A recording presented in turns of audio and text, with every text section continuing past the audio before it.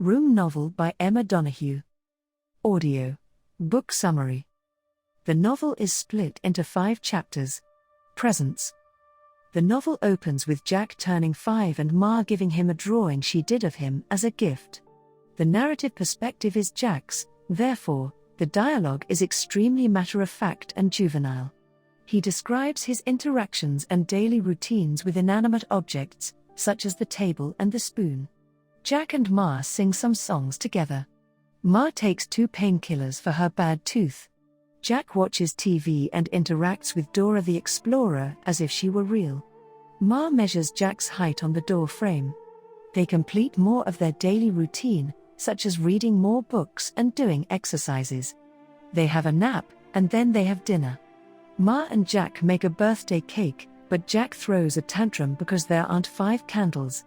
He shouts that she should have asked for candles as a Sunday treat. Ma writes a shopping list and leaves it. Jack goes into the cupboard to sleep while Old Nick, the man whom the reader learns captured Ma and imprisoned her in room, visits Ma in the night. Jack describes how he has some, referring to breast milk from Ma.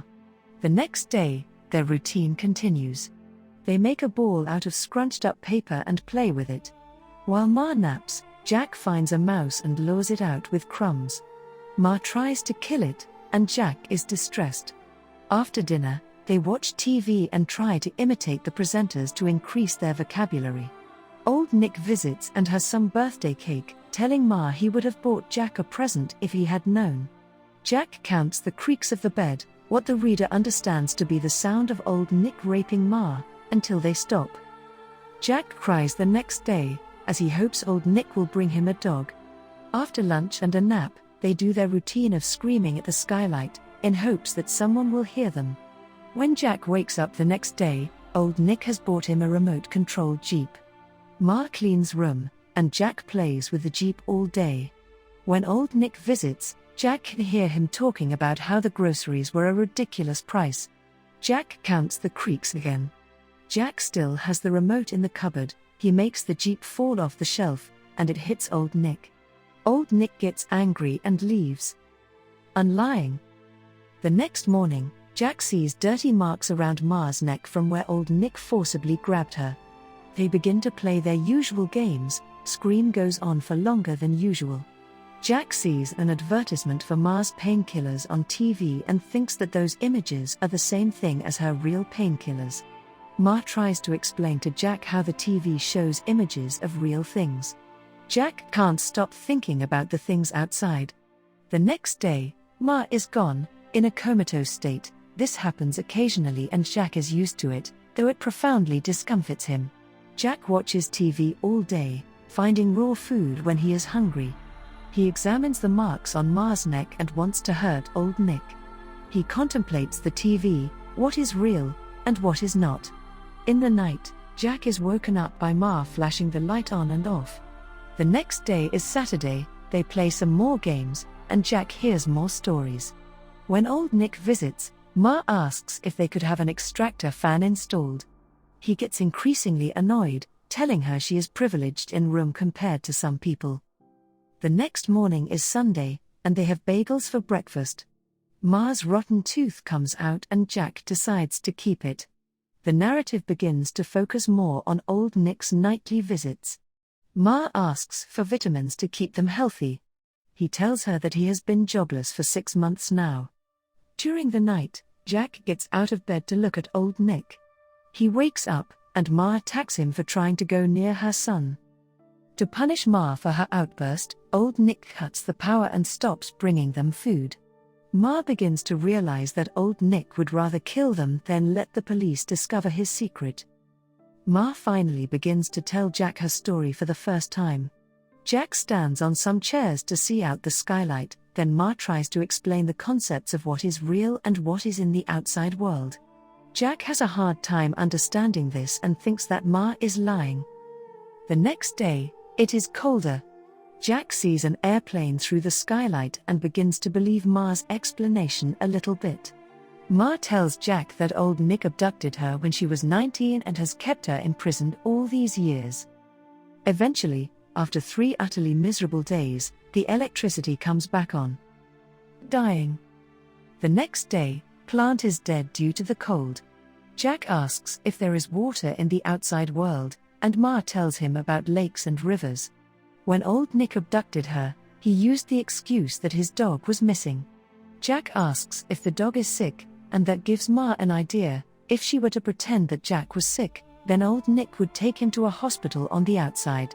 Jack hates the idea of being separated from Ma and refuses to do it. That night, Ma shows Jack the full moon. Jack eventually, reluctantly, agrees to her plan. They discuss how Jack is supposed to behave over and over again. The next day, Ma makes the room smell like diarrhea and smears her own sick on Jack, after making him hot with a flannel. When Old Nick visits, he refuses to take Jack to a hospital, but he says that he will go get some drugs. Ma turns to Plan B, which she was prepared for and was actually hoping for. Jack will pretend to be dead, Ma will roll him up in a rug, and Old Nick will take him outside to bury him. Jack will unroll from the rug and escape. They spend the whole day practicing rolling him up and escaping. Jack takes Ma's old tooth in his sock to bring a piece of her with him.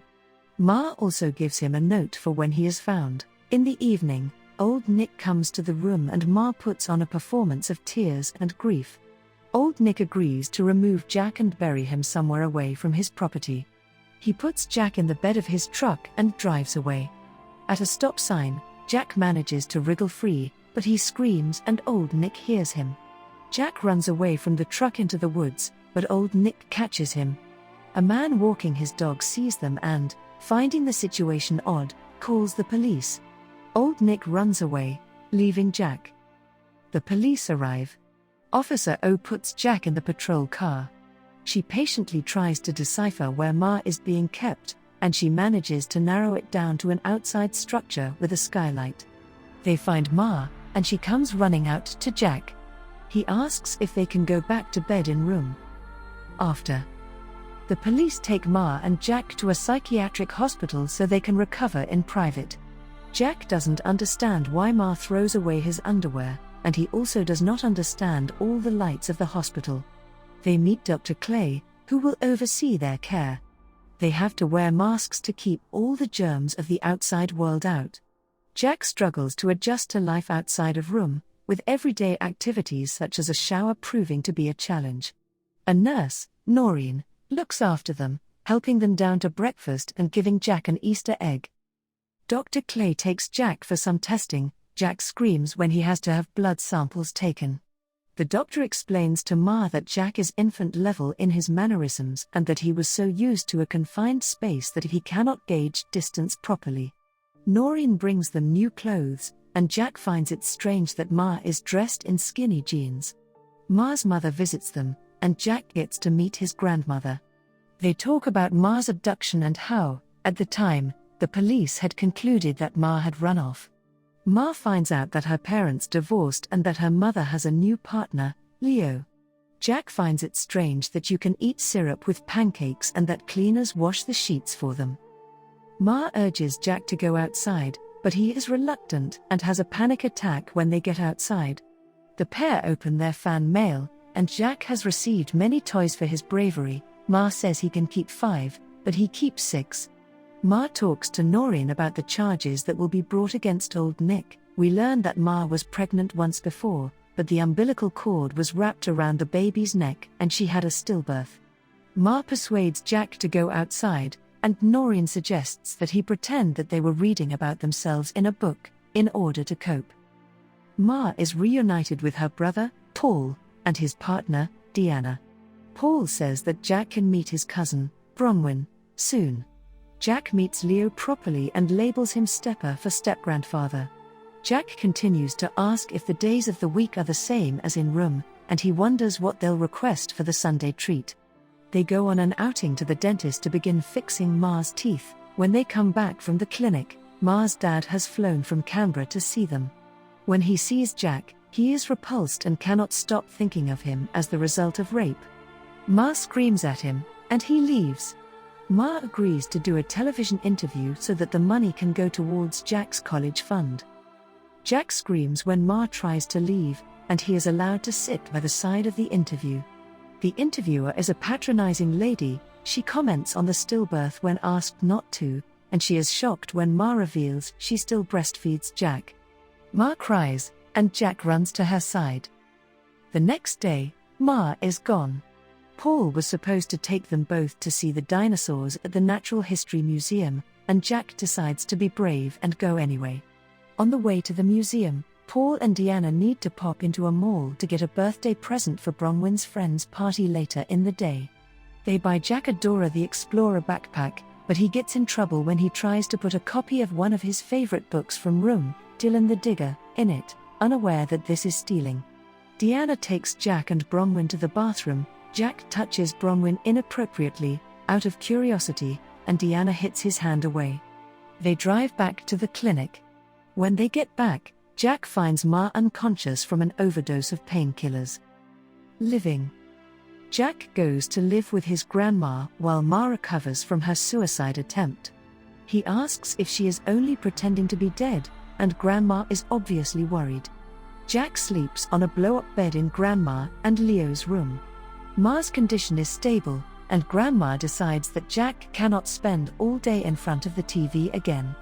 Grandma takes Jack to a play park, but she gets angry when he cannot interact properly with other kids. She forgot to put his sunscreen on, so Jack is burnt. Jack asks when Grandma and Stepper will die. He sees a bee and gets stung when he tries to stroke it. In the kitchen, Jack discovers matches and lights one. Stepper stamps it out and helps him to learn about the different kitchen implements, like the grater. Dr. Clay visits Jack and lectures Grandma about looking after Jack properly. Grandma takes Jack to another play park, but he gets shy in front of another child and they go home. At home, Jack can hear Grandma and her friends talking about him. They call Grandma heroic for looking after him. The next day, Grandma has to have a bath with Jack, and then they cut his hair. Jack checks he still has his strength, like Samson after his haircut. Grandma and Jack go on an outing. They go to the post office and send Ma a picture of a rocket. They visit Paul at his office. Then, Grandma buys Jack some yellow Crocs. When Jack plays with a little boy, Walker, he tries to give him a hug and accidentally hurts him. Jack says that he loves him. Jack continues life at Grandma's, talking to Ma on the phone. They go to the store to buy Jack a football. A woman recognizes Jack, and people begin getting lots of autographs of him. When Grandma notices, she is furious and yanks him home. Jack is painting in Grandma's kitchen when Ma appears. They have dinner there, and Ma announces they'll move to an independent resident facility. They move in, and Jack gets his own room for the first time. Ma and Jack write down everything that is new to them and everything that they want to try. Jack asks Ma to take him back to room to visit. She takes him, reluctantly. It is a crime scene. As he looks around, Jack says goodbye and realizes that he no longer feels an attachment to it. They begin the rest of their lives.